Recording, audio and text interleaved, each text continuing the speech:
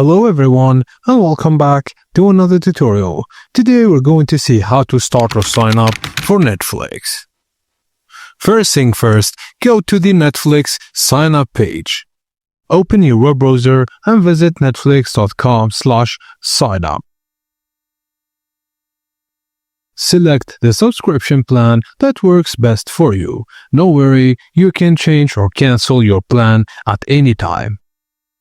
Now enter your email address and create a secure password. Then this will be your login information. Now add a payment method like credit or debit card, PayPal or other available options depending on your vision. Now all you have to do is start streaming, and that's it. Once your payment is confirmed, you can instantly stream Netflix on your devices. They will auto get money from your card or payment method after your subscription has ended and it needs a new renewal. Thank you guys for watching, and please don't forget to like and subscribe for more.